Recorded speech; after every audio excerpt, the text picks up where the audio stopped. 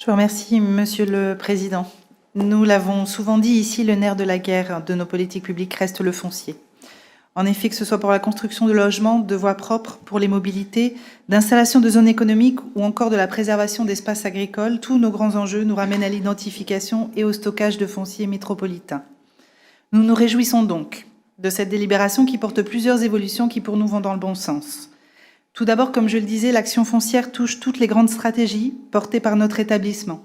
C'est un sujet transversal qui nécessite donc un pilotage chapeau efficient, absolument nécessaire pour cibler les projets en fonction de nos objectifs de développement et d'aménagement. L'incubateur des futures opérations d'aménagement nous paraît ainsi un outil prospectif intéressant à expérimenter, dès lors qu'il affiche la volonté de travailler bien en amont avec tous les acteurs du foncier et de l'immobilier, et qu'il s'appuie par ailleurs sur un groupe de travail métropolitain interdirection.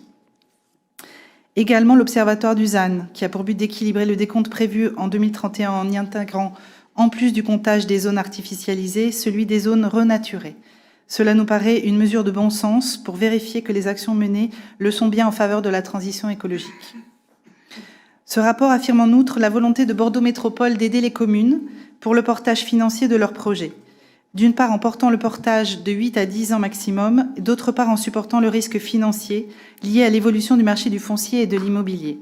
C'est une mesure pour laquelle nous sommes favorables, car elle réaffirme la solidarité métropolitaine de notre établissement et fait écho à notre souhait que la bonne santé financière puisse profiter aux communes membres.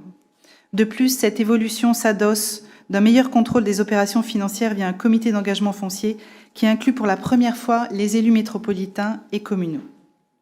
Concernant la politique du logement, en particulier le logement locatif social et la décote progressive qui a été abordée précédemment, nous attendons vos discussions avec les communes partenaires et nous ne manquerons pas d'intervenir au moment de l'adoption des règlements d'intervention.